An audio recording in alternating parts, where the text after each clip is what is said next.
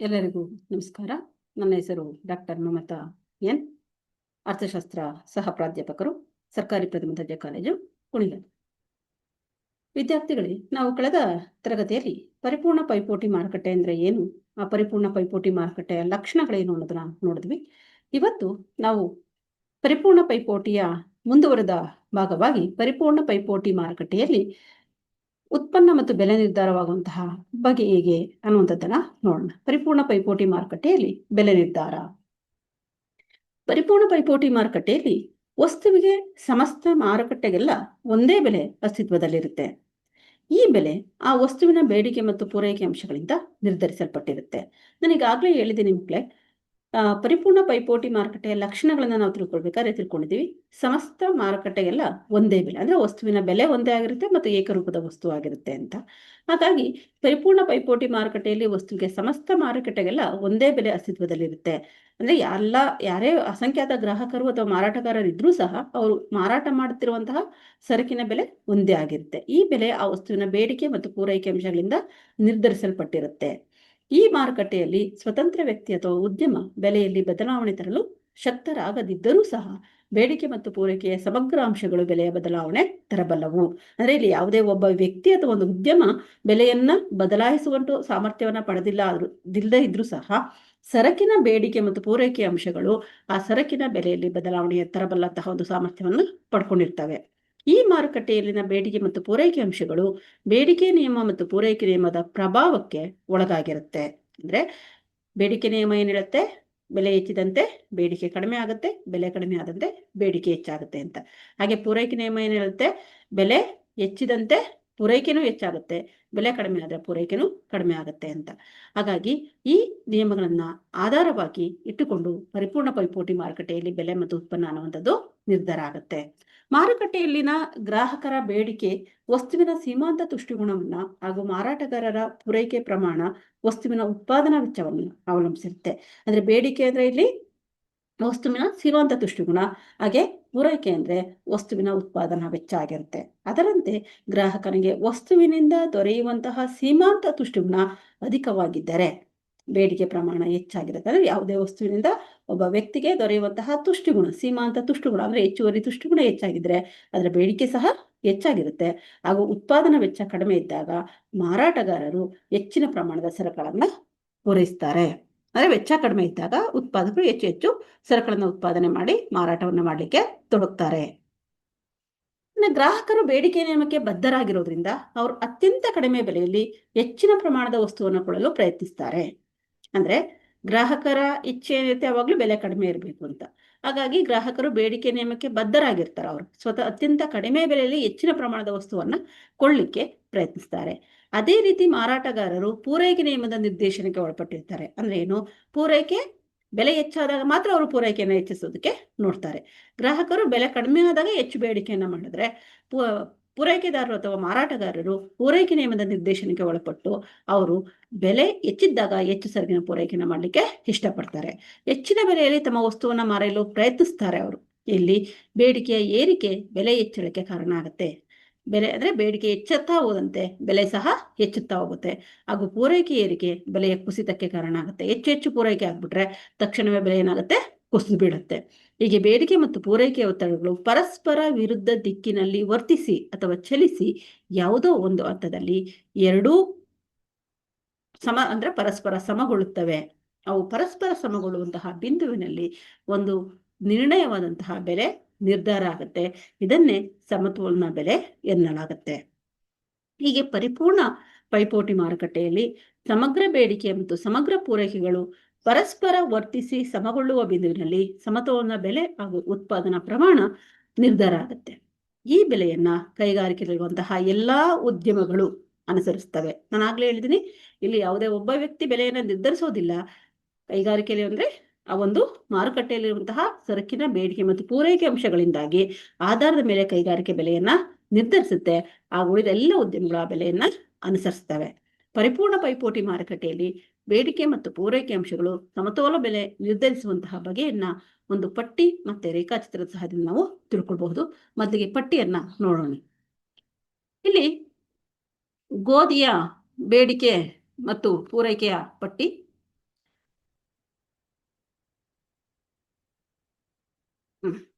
ಗೋಧಿಯ ಬೇಡಿಕೆ ಮತ್ತು ಪೂರೈಕೆ ಪಟ್ಟಿ.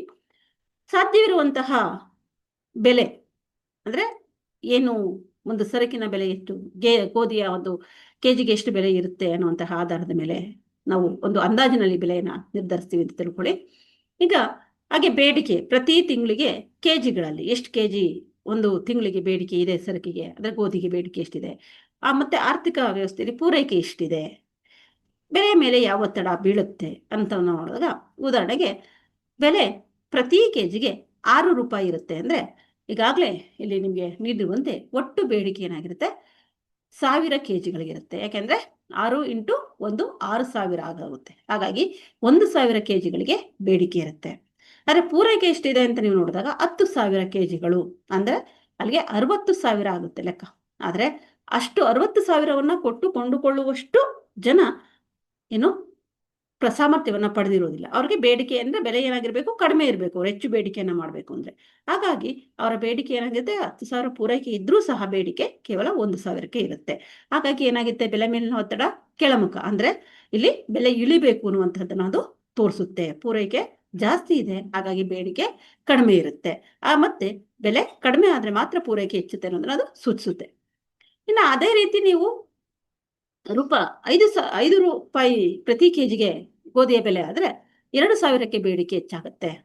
ಹಾಗೆ ಪೂರೈಕೆ 7,000 ಆಗ್ಲೂ ಸಹ ಬೆಲೆ ಮೇಲೆ ಒತ್ತಡ ಏನಾಗಿರುತ್ತೆ, ಹೆಚ್ಚಾಗುತ್ತೆ, ಅಂದ್ರೆ ಕೆಳಮುಖವಾಗಿ ಅದು ಬೀಳುತ್ತೆ.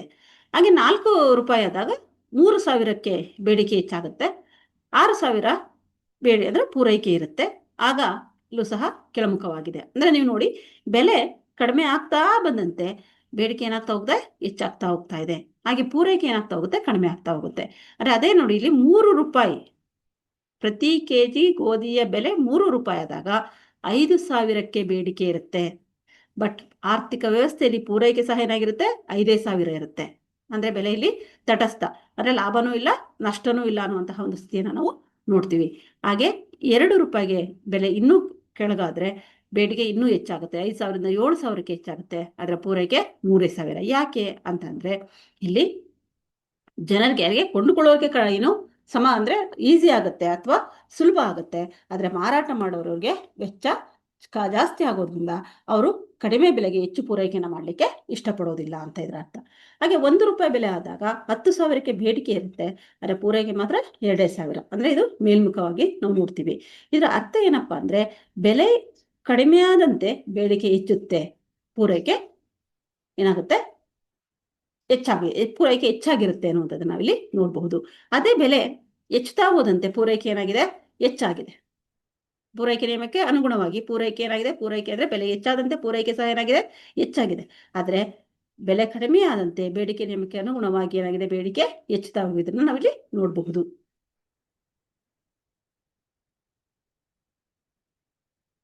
ಈಗಾಗಲೇ ನಾನು ಪಟ್ಟಿಯಲ್ಲಿ ನಿಮಗೆ ವಿವರಣೆಯನ್ನು ನೀಡಿದ್ದನ್ನು ಇಲ್ಲಿ ಹೇಳಿದ್ದೀನಿ. ಪಟ್ಟಿಯಲ್ಲಿ ವ್ಯಕ್ತವಂತೆ ಗೋಧಿ ಬೆಲೆ ಪ್ರತಿ ಕೆಜಿಗೆ 6 ಇದ್ದಾಗ ಪೂರೈಕೆ 10,000 ಕೆಜಿ ಎಷ್ಟಿತ್ತು, ಬೇಡಿಕೆ 1,000ಕ್ಕೆ ಅಷ್ಟೇ ಇತ್ತು. ಇಲ್ಲಿ ಗೋಧಿ ಮಾರಾಟವಾಗದೆ ಹಾಗೆ 9,000 ಗೋಧಿ ಏನಾಗುತ್ತೆ, ಹಾಗೆ ಉಳ್ಕೊಳ್ಳುತ್ತೆ. ಈ ಹೆಚ್ಚುವರಿ ಪೂರೈಕೆ ಬೆಲೆ ಮೇಲೆ ಒತ್ತಡ ಏರಿ ಬೆಲೆ ಕಡಿಮೆಗೊಳ್ಳುವಂತೆ ಮಾಡುತ್ತೆ. ಹಾಗೆ ಬೆಲೆ 6ರಿಂದ 5ಕ್ಕೆ ಇಳಿಗೆ ಆದಾಗ 7,000 ಕೆಜಿಗೆ ಕಡಿಮೆಗೊಳ್ಳುತ್ತೆ ಪೂರೈಕೆ, ಹಾಗೂ ಬೇಡಿಕೆ 2,000 ಕೆಜಿಗೆ ಹೆಚ್ಚುತ್ತೆ. ಇಲ್ಲೂ ಸಹ ಪೂರೈಕೆ 5,000 ಕೆಜಿ ಅಷ್ಟು ಏನಂದ್ರೆ ಎಕ್ಸೆಸ್ ಆಗೇ ಇರುತ್ತೆ. ಇದು ಬೆಲೆ ಇನ್ನೂ ಕಡಿಮೆಗೊಳ್ಳುವಂತೆ ಮಾಡುತ್ತೆ. ಹಾಗಾಗಿ ಪ್ರತಿ ಕೆಜಿಯ ಬೆಲೆ 3 ಆಗುವವರೆಗೂ ಸಹ ಇದು ಮುಂದುವರಿಯುತ್ತೆ. ಅಂದ್ರೆ ಅಲ್ಲಿಗೆ ಬೆಲೆ ಏನಾಗುತ್ತೆ, ತಟಸ್ಥವಾಗುತ್ತೆ ಅನ್ನುವಂಥದ್ದು. ಈ 3ರ ಬೆಲೆಯಲ್ಲೂ ಒಟ್ಟು ಬೇಡಿಕೆ ಪೂರೈಕೆ ಪ್ರಮಾಣ ಪರಸ್ಪರ ಸಮಗೊಳ್ಳುತ್ತವೆ. 3 ಸಮತೋಲನ ಬೆಲೆ ಆಗುತ್ತೆ. ಇದೇ ರೀತಿ ನಾವು ಕನಿಷ್ಠ ಬೆಲೆಯಿಂದ ನಮ್ಮ ವಿಶ್ಲೇಷಣೆಯನ್ನು ಆರಂಭಿಸಿದ್ರೆ ಬೇಡಿಕೆ ಪೂರೈಕೆಗಿಂತ ಅಧಿಕವಿದ್ದು ಅದು ಬೆಲೆಯ ಮೇಲೆ ಒತ್ತಡ ಏರಿ ಬೆಲೆ ಹೆಚ್ಚಾಗುವಂತೆ ಮಾಡುವುದನ್ನು ಸಹ ನಾವು ಕಾಣಬಹುದು. ಇದರ ನಾನು ಆಗ್ಲೇ ಹೇಳಿದಂತೆ ರೇಖಾಚಿತ್ರ ತಜ್ಞರು ಸಹ ನಿರೂಪಿಸಬಹುದು. ಪರಿಪೂರ್ಣ ಪೈಪೋಟಿ ಮಾರುಕಟ್ಟೆಯಲ್ಲಿ ಬೇಡಿಕೆ ಮತ್ತು ಪೂರೈಕೆಗಳು ಸೇರಿಕೊಂಡು ವಸ್ತುವಿನ ಸಮತೋಲನ ಬೆಲೆ ನಿರ್ಧರಿಸುವ ಬಗೆಯ ಒಂದು ರೇಖಾಚಿತ್ರ ಸಹಾಯದಿಂದ ತಿಳ್ಕೊಳ್ಬಹುದು ಅಂತ ಹೇಳಿದ್ರಿ. ಇದು ಡಿ ಬೇಡಿಕೆ ರೇಖೆ, SS ಪೂರೈಕೆ ರೇಖೆಗಳು ಎರಡೂ ಸಹ ಒಂದನ್ನೊಂದು ಈ ಬಿಂದುವಿನಲ್ಲಿ ಸಂಧಿಸಿದೆ. ಆಗ ಬೆಲೆ OP ಆಗಿರುತ್ತೆ. OQನಷ್ಟು ಸರಕಿಗೆ ಬೇಡಿಕೆ ಮತ್ತು ಪೂರೈಕೆ ಇರುತ್ತೆ ಅನ್ನುವಂಥದ್ದನ್ನು ನೋಡಬಹುದು. ಅದರ ವಿವರಣೆಯನ್ನು ಸಹ ನಾನು ನೋಡಿದಿರಿ. ರೇಖಾಚಿತ್ರ ಬೇಡಿಕೆ ರೇಖೆ SS, ಪೂರೈಕೆ ರೇಖೆ ಬೇಡಿಕೆ ರೇಖೆ DD ಮತ್ತು SS ಪೂರೈಕೆ ರೇಖೆ, ಈ ಎರಡೂ ರೇಖೆಗಳು ಈ ಬಿಂದುವಿನಲ್ಲಿ ಒಂದನ್ನೊಂದು ಪರಸ್ಪರ ಸಂಧಿಸುವ ಮೂಲಕ ಸಮಗೊಂಡಿವೆ. ಇದು ಬೇಡಿಕೆ ಮತ್ತು ಪೂರೈಕೆಗಳು ಸಮಗೊಳ್ಳುವ ಬಿಂದುವಾಗಿದೆ. ಈ ಸಮತೋಲನ ಬಿಂದುವಿನಲ್ಲಿ ಬೇಡಿಕೆ ಪೂರೈಕೆ ಪ್ರಮಾಣ ಸಮತೋಲನ ಬಿಂದು OP ಸಮತೋಲನ ಬೆಲೆ ಮತ್ತು ಈ ಹಂತದಲ್ಲಿ ಬೇಡಿಕೆ ಪೂರೈಕೆಗಳು ಪ್ರಮಾಣ ಏನಾಗಿದೆ, OQ ಆಗಿದೆ. ನೀವು ಡಯಾಗ್ರಾಮ್ ಅಲ್ಲಿ ನೋಡ್ಬೋದು ಅದನ್ನ. ನೋಡಿ ಇಲ್ಲಿ DD ಮತ್ತೆ SS ರೇಖೆಗಳು ಒಂದನ್ನೊಂದು ಸಂಧಿಸಿದೆ. ಹಾಗಾಗಿ ಈ ಅನ್ನುವಂಥ ಸಮತೋಲನ ಬಿಂದು ಬೆಲೆ OP ಆಗಿರುತ್ತೆ. ಬೇಡಿಕೆ ಮತ್ತು ಪೂರೈಕೆ ಏನಾಗಿರುತ್ತೆ ಇಲ್ಲಿ OQ ಆಗಿರುತ್ತೆ. ಅಂದ್ರೆ ಎರಡು ಸಹ ಸಮಗೊಂಡಿರುವಂತಹ ಒಂದು ಬಿಂದು ಅನ್ನುವಂಥದ್ದು. ಈ ಮೇಲ್ಭಾಗದಲ್ಲಿ ಬೇಡಿಕೆ ರೇಖೆಯ ಮೇಲ್ಗಡೆ ಪೂರೈಕೆ ರೇಖೆ ಇರುವುದರಿಂದ ಬೇಡಿಕೆಗಿಂತ ಪೂರೈಕೆ ಹೆಚ್ಚಾಗಿರುತ್ತೆ. ಹಾಗೆ ಈ ಬಿಂದುವಿನ ಕೆಳಭಾಗದಲ್ಲಿ ಪೂರೈಕೆ ರೇಖೆ ಬೇಡಿಕೆ ರೇಖೆಯ ಕೆಳಭಾಗದಲ್ಲಿದೆ. ಹಾಗಾಗಿ ಬೇಡಿಕೆ ಪೂರೈಕೆಗಿಂತ ಅಧಿಕ ಇರುವುದು ಈ ಬೆಲೆ ಏನಂದ್ರೆ ಈ ಅಧಿಕ ಬೇಡಿಕೆ ಬೆಲೆ ಮೇಲೆ ಒತ್ತಡ ಏರಿ ಅದು ಹೆಚ್ಚುವಂತೆ ಮಾಡುತ್ತೆ. ಹೀಗೆ ಬೆಲೆ ಮೇಲಿನ ಬೇಡಿಕೆ ಮತ್ತು ಪೂರೈಕೆಗಳು ಪರಸ್ಪರ ಸಮತೋಲನಗೊಳ್ಳುವ ಬಗೆಯನ್ನು ಸಹ ನಾವು ನಿರ್ಧರಿಸಬಹುದು. ನೋಡಿ ಇಲ್ಲಿ ಇದು ಬೇಡಿಕೆ ರೇಖೆಗಿಂತ ಮೇಲ್ಭಾಗದಲ್ಲಿ ಪೂರೈಕೆ, ಹಾಗಾಗಿ ಪೂರೈಕೆಯಲ್ಲಿ ಹೆಚ್ಚಾಗಿರುತ್ತೆ. ಪೂರೈಕೆ ಹೆಚ್ಚಾಗಿದ್ರೆ ಬೆಲೆ ಏನಾಗಿರುತ್ತೆ ಕಡಿಮೆ ಇರುತ್ತೆ. ಹಾಗೆ ಇಲ್ಲಿ ನೋಡಿ ಬೇಡಿಕೆ ಅಂದ್ರೆ ಪೂರೈಕೆ ರೇಖೆ ಇದು, ಈ ಪೂರೈಕೆ ರೇಖೆಯಿಂದ ಕೆಳಗಡೆ ಬೇಡಿಕೆ ಇದೆ. ಹಾಗಾಗಿ ಇಲ್ಲಿ ಅಧಿಕ ಬೇಡಿಕೆ ಅಂದ್ರೆ ಬೇಡಿಕೆಗೆ ಬೆಲೆ ಕಡಿಮೆ ಇರೋದ್ರಿಂದಾಗಿ ಅಥವಾ ಪೂರೈಕೆ ಕಡಿಮೆ ಇರೋದ್ರಿಂದಾಗಿ ಬೆಲೆ ಹೆಚ್ಚಾಗುತ್ತೆ ಅನ್ನುವಂಥದ್ದು. ಹಾಗಾಗಿ ಬೇಡಿಕೆ ಏನಾಗ್ತಾ ಹೋಗುತ್ತೆ ಹೆಚ್ಚಾಗುತ್ತಾ ಹೋಗುತ್ತೆ ಅನ್ನುವಂಥದ್ದನ್ನ ನಾವು ರೇಖಾಚಿತ್ರದಲ್ಲಿ ನೋಡಬಹುದು. ಇನ್ನು ಪರಿಶುದ್ಧ ಪೈಪೋಟಿ ಮತ್ತು ಪರಿಪೂರ್ಣ ಪೈಪೋಟಿ ಮಾರುಕಟ್ಟೆ ಅಂದ್ರೆ ನಾವೀಗಾಗಲೇ ಪರಿಪೂರ್ಣ ಪೈಪೋಟಿ ಮಾರುಕಟ್ಟೆಯಲ್ಲಿ ಬೆಲೆ ಮತ್ತು ಉತ್ಪನ್ನ ಹೇಗೆ ನಿರ್ಧಾರ ಆಗುತ್ತೆ ಅನ್ನೋದನ್ನ ತಿಳ್ಕೊಂಡ್ವಿ. ನಾವು ಪರಿಪೂರ್ಣ ಪೈಪೋಟಿ ಮಾರುಕಟ್ಟೆಯ ಲಕ್ಷಣಗಳನ್ನ ತಿಳ್ಕೊಳ್ಬೇಕಾದ್ರೆ ನಾವು ಇದನ್ನು ಸಹ ತಿಳ್ಕೊಳ್ಬೇಕಿತ್ತು. ಪರಿಶುದ್ಧ ಪೈಪೋಟಿ ಮತ್ತು ಪರಿಪೂರ್ಣ ಪೈಪೋಟಿ ವ್ಯತ್ಯಾಸನ. ಪರಿಪೂರ್ಣ ಪೈಪೋಟಿ ಎಂಬ ಪರಿಭಾಷೆಯನ್ನು ಪ್ರಚಲಿಕ್ಕೆ ತಂದವರು ಆಂಗ್ಲ ಅರ್ಥಶಾಸ್ತ್ರಜ್ಞರು. ಇದಕ್ಕೆ ವಿರುದ್ಧವಾಗಿ ಪರಿಶುದ್ಧ ಪೈಪೋಟಿ ಎಂಬ ಪರಿಭಾಷೆಯನ್ನ ಹೆಚ್ಚು ಬಳಸಿದವರು ಅಮೆರಿಕದ ಅರ್ಥಶಾಸ್ತ್ರಜ್ಞರು. ಇಲ್ಲಿ ಏನಿವೆರಡಕ್ಕೂ ವ್ಯತ್ಯಾಸ ಅಂತಂದ್ರೆ ಪರಿಶುದ್ಧ ಪೈಪೋಟಿ ಎಂಬುದು ಒಂದು ಸಂಕುಚಿತಾರ್ಥದ ಪರಿಭಾವನೆ. ಇದು ಪರಿಪೂರ್ಣ ಪೈಪೋಟಿ ಮಾರುಕಟ್ಟೆಯ ಮೊದಲ 3 ಲಕ್ಷಣಗಳಲ್ಲಿ ಇದ್ರೆ ಅದನ್ನ ಅಂದ್ರೆ ಈ 9 ಲಕ್ಷಣಗಳಲ್ಲಿ ಮೊದಲ 3 ಲಕ್ಷಣಗಳಿದ್ರೆ ಅದನ್ನ ನಾವೆಂತ ಕರಿತೀವಿ ಪರಿಶುದ್ಧ ಪೈಪೋಟಿ ಮಾರುಕಟ್ಟೆ ಅಂತ ಕರಿತೀವಿ. ಅಂದ್ರೆ ಅಧಿಕ ಸಂಖ್ಯೆಯ ಮಾರಾಟಗಾರರು ಮತ್ತು ಗ್ರಾಹಕರು, ಏಕರೂಪದ ವಸ್ತು, ಮುಕ್ತ ಪ್ರವೇಶದ ನಿರ್ಗಮನ ಮತ್ತು ಪ್ರವೇಶ ಮತ್ತು ನಿರ್ಗಮನ, ಈ 3 ಲಕ್ಷಣಗಳನ್ನ ಹೊಂದಿರುವಂತಹ ಮಾರುಕಟ್ಟೆಯನ್ನು ನಾವೆಂತ ಕರಿತೀವಿ ಪರಿಶುದ್ಧ ಪೈಪೋಟಿ ಮಾರುಕಟ್ಟೆ ಅಂತ ಕರಿತೀವಿ. ಎಲ್ಲ 9 ಲಕ್ಷಣಗಳಿದ್ರೆ ಅದನ್ನ ಪರಿಪೂರ್ಣ ಪೈಪೋಟಿ ಮಾರುಕಟ್ಟೆ ಎಂಬುದಾಗಿ ಕರಿತೀವಿ. ಇದು ವಿಶಾಲ ಅರ್ಥದ ಪರಿಭಾವನೆ ಆಗಿರುತ್ತೆ. ಅಂದ್ರೆ ಇಲ್ಲಿ ಎಲ್ಲ ಲಕ್ಷಣಗಳು ಆ 3 ಲಕ್ಷಣಗಳ ಜೊತೆಗೆ ಉಳಿದ 6 ಲಕ್ಷಣಗಳು ಜಾರಿಯಲ್ಲಿದ್ದಾಗ ಅಸ್ತಿತ್ವಕ್ಕೆ ಬರುವಂತಹದ್ದೇ ಪರಿಪೂರ್ಣ ಪೈಪೋಟಿ ಮಾರುಕಟ್ಟೆ. ಆದ್ದರಿಂದ ಪರಿಶುದ್ಧ ಪೈಪೋಟಿ ಮತ್ತು ಪರಿಪೂರ್ಣ ಪೈಪೋಟಿ ಮಾರುಕಟ್ಟೆಯ ಒಂದು ಅಂಗ ಮಾತ್ರ. ಇದಿಷ್ಟು ಪರಿಪೂರ್ಣ ಪೈಪೋಟಿ ಮಾರುಕಟ್ಟೆಯಲ್ಲಿ ಸರಕಿನ ಬೆಲೆ ಮತ್ತು ಉತ್ಪನ್ನ ಹೇಗೆ ನಿರ್ಧಾರ ಆಗುತ್ತೆ ಅನ್ನೋದನ್ನು ತಿಳ್ಕೊಂಡ್ವಿ. ಹೇಗೆ ಪರಿಶುದ್ಧ ಪೈಪೋಟಿ ಮತ್ತು ಪರಿಪೂರ್ಣ ಪೈಪೋಟಿ ನಡುವಿನ ವ್ಯತ್ಯಾಸವನ್ನು ಸಹ ತಿಳ್ಕೊಂಡ್ವಿ. ಹಾಗಾಗಿ ಮುಂದಿನ ತರಗತಿಯಲ್ಲಿ ನಾವು ಬೆಲೆ ನಿರ್ಧಾರದಲ್ಲಿ ಕಾಲದ ಮಹತ್ವದ ಬಗ್ಗೆ ತಿಳ್ಕೊಳ್ಳೋಣ. Thank you one and all.